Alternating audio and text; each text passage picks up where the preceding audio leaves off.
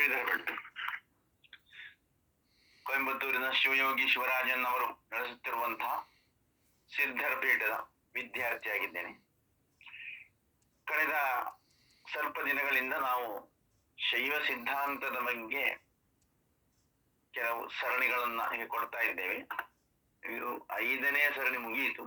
ಇವತ್ತು 6ನೇ ಸರಣಿಯಲ್ಲಿ ಶೈವ ಸಿದ್ಧಾಂತದಲ್ಲಿ ಹೇಳಿರುವಂತಹ ಶಿಷ್ಯರು ಹೇಗಿರಬೇಕು, ಸಾಧಕರು ಹೇಗಿರಬೇಕು ಅಂತ ಹೇಳುವಂತಹ ವಿಷಯವನ್ನು ಆಧಾರವಾಗಿಟ್ಟುಕೊಂಡು ಶಿಷ್ಯಗಳನ್ನು ವರ್ಗೀಕರಿಸಿದ್ದಾರೆ. ಶಿಷ್ಯಗಳನ್ನು ವರ್ಗೀಕರಿಸಿದಾಗ ಎಲ್ಲ ಶಿಷ್ಯರು ಸಾಧಕರೇ, ಅವರು ಸಾಧನೆಯನ್ನು ಮುಗಿಸ್ತಾರೆ. ಆದ್ರೆ ಇದರಲ್ಲಿ 1ನೇ ಹಂತ ಸಕಲ ಕಲಾ ವಿದ್ಯಾರ್ಥಿ, 2ನೇದು ಪ್ರಳಯ ಕಲಾ ವಿದ್ಯಾರ್ಥಿ, 3ನೇದು ವಿಜ್ಞಾನ ಕಲಾ ವಿದ್ಯಾರ್ಥಿ ಅಂತೇಳಿ ಹೀಗೆ 3 ರೀತಿಯಲ್ಲಿ ಶಿಷ್ಯರನ್ನು ಗುರು ವರ್ಗೀಕರಿಸಿದ್ದಾರೆ. ಸಾಧಾರಣವಾಗಿ ಕಷ್ಟಪಟ್ಟು ಇದನ್ನು ಅಭ್ಯಾಸ ಮಾಡುವವರು, ವಿದ್ಯೆಯನ್ನು ಅಧ್ಯಯನ ಶಿವಯೋಗವನ್ನು ಅಭ್ಯಾಸ ಮಾಡುವವರು ಮಾಯೆಯಲ್ಲಿ ಮೈಂಡ್ ಮೆಚೂರ್ ಆಗಿರುತ್ತದೆ ಅವರದ್ದು. ಮಾಯೆಯಲ್ಲಿ ಸಿಲುಕಿದ್ರೆ ಅದರಿಂದ ಹೊರಗೆ ಬರ್ತಾರೆ. ಸಿಲುಕಬಾರದು, ಆದರೆ ಆ ಕರ್ಮ ಮಾಡಿ ಲೌಕಿಕಕ್ಕಿಂತ ಹೆಚ್ಚು ಕರ್ಮ ಮಾಡಿ, ಲೌಕಿಕಕ್ಕಿಂತ ಹೆಚ್ಚು ಕರ್ಮ ಮಾಡಿ ಆಣವ ಕರ್ಮ ಆಗದ ಹಾಗೆ ಕಷ್ಟಪಟ್ಟು ಸಾಧಿಸ್ತಾರೆ, ವೈರಾಗ್ಯವನ್ನು ಅಭ್ಯಾಸ ಮಾಡ್ತಾರೆ. ಇದು 1ನೇ ವಿಭಾಗ. 2ನೇ ವಿಭಾಗದವರು ಪ್ರಳಯ ಕಲಾ ವಿದ್ಯಾರ್ಥಿ. ಮೆಂಟಲ್ ಮೆಚುರಿಟಿ ಇರ್ತದೆ ಅವರಿಗೆ.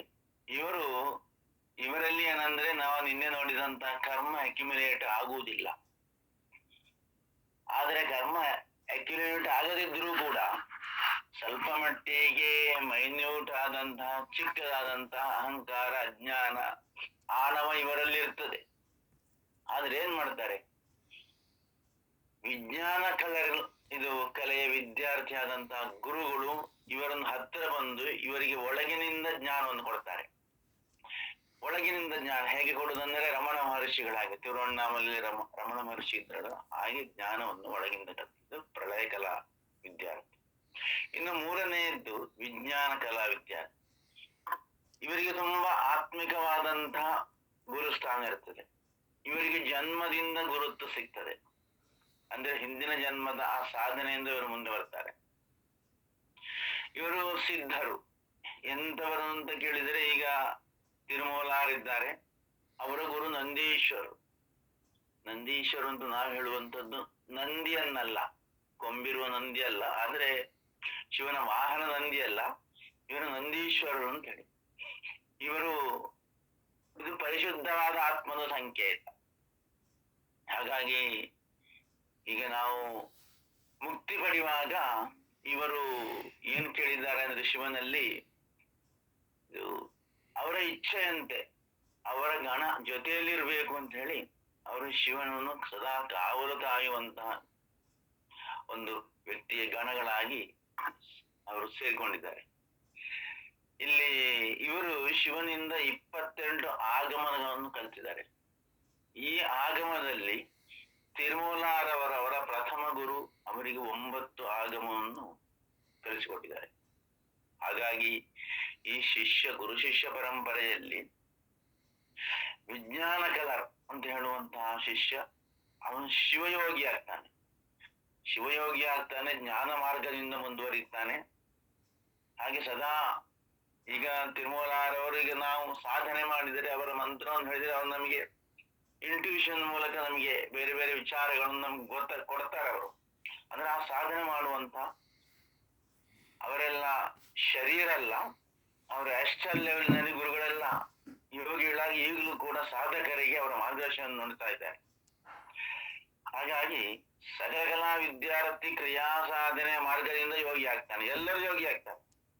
ಆದ್ರೆ ಮಾಯೆ ಎಲ್ಲವನ್ನು ಕಷ್ಟಪಟ್ಟು ಸಾಧಿಸುವಂತ ಆರ್ಡಿನರಿ ಸಾಧಾರಣ ಮನುಷ್ಯ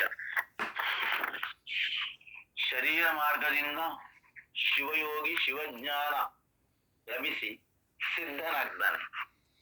ಹಾಗಾಗಿ ಶಿವಯೋಗಿಯ ಮನಸ್ಸೇ ಒಂದು ದಿವ್ಯ ಕ್ಷೇತ್ರ. ಅಲ್ಲಿ ನಾರದರು ಒಂದು ಪ್ರಶ್ನೆ ಕೇಳ್ತಾರೆ ಮಹಾವಿಷ್ಣು. ಅತ್ಯಂತ ಪವಿತ್ರವಾದಂತಹ ಸ್ಥಳ ಯಾವುದು ಅಂತ ಹೇಳಿದ್ರೆ ವೈಕುಂಠ. ಅದರಲ್ಲಿ ಏನು ಸಂಶಯ ಇಲ್ಲ, ದೊಡ್ಡ ಕ್ಷೇತ್ರ. ಅದೇ ಇನ್ನು ಬೇರೆ ಯಾವ ಕ್ಷೇತ್ರ ಅಂತ ಹೇಳಿದ್ದಾನೆ. ಹಾಗೆ ನಾರದನು ಹೇಳ್ತಾರೆ, ಬೇರೆ ವಿಷ್ಣು ಹೇಳ್ತಾನೆ ನಾರದರಿಗೆ, ಅವನು ಯಾವುದು ಬೇರೆ ಕ್ಷೇತ್ರ ಬದರಿನಾಥ ಅಂತ ಹೇಳಿ. ಅಂದ್ರೆ ಭಕ್ತರ ಮನಸ್ಸು ಅಲ್ಲಿ ಏನಾಗ್ತದೆ, ಅಲ್ಲಿ ಬಂದ್ರೆ ಸಿದ್ಧನಾಗ್ತಾನೆ. ಅಂತಹ ಒಂದು ಶ್ರೇಷ್ಠವಾದಂತಹ ಜಾಗ, ಇಂತಹ ಜಾಗ ಪ್ರಪಂಚದಾದ್ಯಂತ ಬೇರೆ ಬೇರೆ ಭಾಗಗಳಲ್ಲಿ ಇದೆ. ಆದ್ರೂ ಕೂಡ ಶಿವಯೋಗಿಯ ಶರೀರವೇ ಅಂದ್ರೆ ಶಿವಾನಂದ ರೂಪ ಶಿವೋಹಂ ಶಿವೋಹಂ ಅಂತೇಳಿ ಶಂಕರಾಚಾರ್ಯರು ಆತ್ಮಾಷ್ಟಕದಲ್ಲಿ ವಿಚಾರವನ್ನು ಹೇಳಿರ್ತಾರೆ. ಹಾಗಾಗಿ ಸೂಕ್ಷ್ಮವಾಗಿ ಶಿಷ್ಯರ ವರ್ಗೀಕರಣವನ್ನು ಹೇಳಿದ್ದೇನೆ. ಹಾಗೆ ಯಾರಿಗೆ ಇದನ್ನೆಲ್ಲ ಅಧ್ಯಯನ ಮಾಡಬೇಕು ಅಂತ ಅಪೇಕ್ಷೆ ಇದ್ರೆ ನಮ್ಮ ಶಿವಯೋಗಿ ಶಿವರಾಜನ್ ಅವರನ್ನು ಓದಿನ ಮೂಲಕ ಭೇಟಿಯಾಗಬಹುದು. ನಮ್ಮದೇ ಸಮಯಕ್ಕೆ ನಾವು ಕಲಿತುಕೊಳ್ಳಬಹುದು. ಯಾರು ಈ ಚಾನೆಲ್ ಅನ್ನು ಇನ್ನು ಸಬ್ಸ್ಕ್ರೈಬ್ ಮಾಡಲಿಲ್ಲ ಅವರು ಸಬ್ಸ್ಕ್ರೈಬ್ ಮಾಡಿ. ಇಲ್ಲಿಗೆ ನಮ್ಮ ವಿಚಾರವನ್ನು ಮುಕ್ತಾಯ ಮಾಡ್ತೇನೆ. ನಮಸ್ಕಾರ.